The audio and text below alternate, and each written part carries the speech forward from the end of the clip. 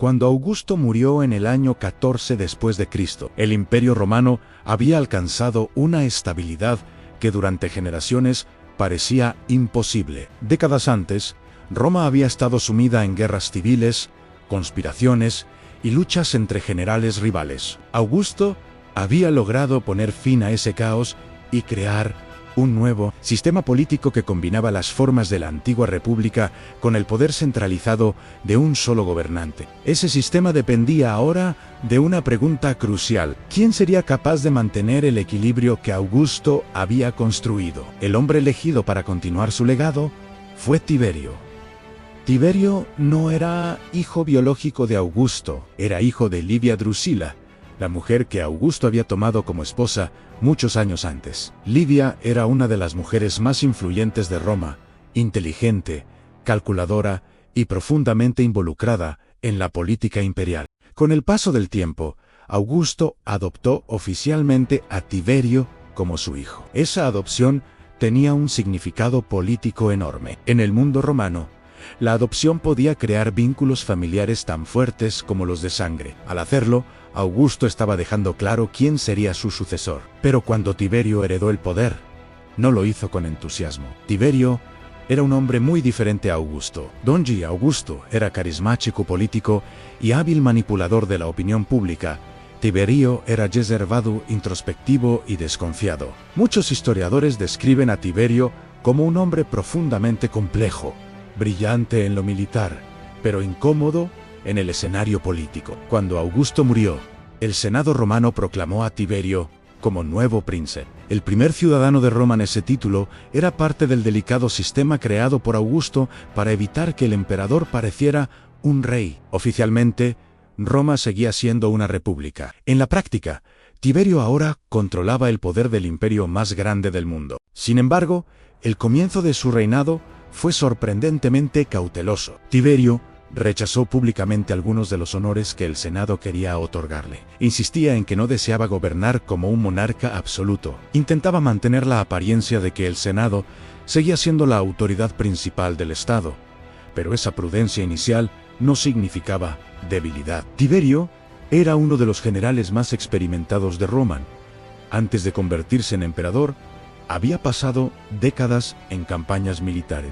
Había combatido en Germania, Panonia, Iliria y otras regiones fronterizas. Conocía perfectamente la maquinaria militar que mantenía unido al imperio. Uno de los primeros desafíos que enfrentó fue precisamente el ejército. Cuando Augusto murió, varias legiones estacionadas en Panonia y en Germania se amotinaron. Los soldados exigían mejores condiciones, mayores pagos y menos años de servicio. Las legiones romanas eran el verdadero poder detrás del imperio. Si el ejército se rebelaba, ningún emperador podía mantenerse en el poder. Tiberio envió a su hijo adoptivo Germánico para controlar la situación en Germania. Germánico era carismático, popular entre los soldados y considerado por muchos como el futuro del imperio.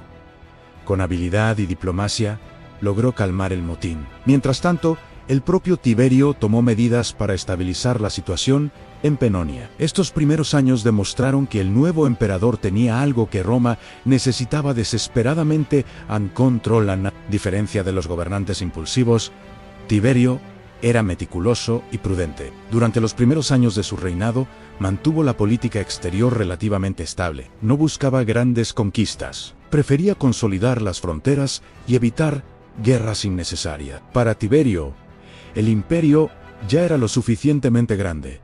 Administrarlo bien era más importante que expandirlo, pero sí había un problema que comenzaba a crecer lentamente dentro del imperio: era la política interna. Roma seguía siendo un lugar lleno de rivalidades. Las familias aristocráticas competían por poder, los senadores conspiraban entre sí, y el emperador se encontraba en el centro de todas esas tensiones. Uno de los personajes más importantes que surgieron durante el reinado de Tiberio fue Sayano. Sayano era el prefecto del pretorio, comandante de la Guardia Pretoriana. La Guardia Pretoriana era la fuerza militar encargada de proteger al emperador, pero con el tiempo, esta guardia también se convirtió en una poderosa herramienta política. Sayano era ambicioso, astuto y extremadamente inteligente. Poco a poco, comenzó a ganar influencia sobre Tiberio. El emperador, cada vez más desconfiado del Senado y de la aristocracia romana, empezó a depender más y más de su prefecto. Mientras tanto, una tragedia sacudió al imperio. Germanico, el popular general y heredero potencial de Tiberio, murió repentinamente en el año 19 después de Cristo. Su muerte ocurrió en Antioquía, y rápidamente comenzaron a circular rumores. Muchos sospechaban que había sido envenenado. Germanico era extremadamente querido por el pueblo romano. Su muerte provocó una enorme ola de tristeza y también de sospechas. Algunos incluso insinuaron que Tiberio o su círculo cercano podrían haber estado involucrados. No existe evidencia concluyente de ello, pero el daño político ya estaba hecho. La relación entre Tiberio y el pueblo de Roma comenzó a deteriorarse. A medida que los años pasaban, el emperador se volvía más distante. Finalmente, tomó una decisión sorprendente. Abandonó Roma, se trasladó a la isla de Capri, una pequeña isla en la bahía de Nápoles. Desde allí continuó gobernando el imperio durante más de una década. Capri se convirtió en la residencia imperial. Mientras Tiberio vivía aislado en la isla, el gobierno de Roma quedó en manos de funcionarios y del propio Sejano. Durante este periodo comenzaron a multiplicarse los juicios por traición. En Roma existía una ley llamada Maiestas, que castigaba cualquier acto considerado una traición contra el Estado o contra el emperador. Bajo la influencia de Sejano, esta ley comenzó a utilizarse cada vez con más frecuencia. Muchos senadores fueron acusados, algunos ejecutados, otros exiliados. Roma se llenó de miedo, pero el ascenso de Sejano no duraría para siempre. Con el tiempo, Tiberio comenzó a sospechar que su poderoso prefecto tenía ambiciones propias. En el año 31 después de Cristo ocurrió un giro dramático. Sejano fue acusado de conspirar contra el emperador. El Senado lo arrestó y poco después fue ejecutado. Tras la caída de Sejano, Tiberio se volvió aún más desconfiado. Los últimos años de su reinado estuvieron marcados por purgas políticas y un creciente aislamiento. Mientras tanto, el imperio seguía funcionando.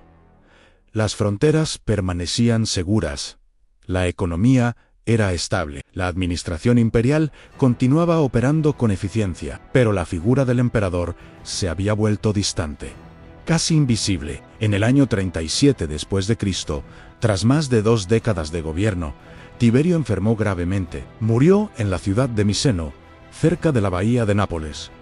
Tenía 77 años. Tras su muerte, el poder pasó a su sucesor designado, el joven Calígula, hijo de Germanico. Muchos romanos esperaban que el nuevo emperador trajera una nueva era para el imperio, pero esa ya sería otra historia.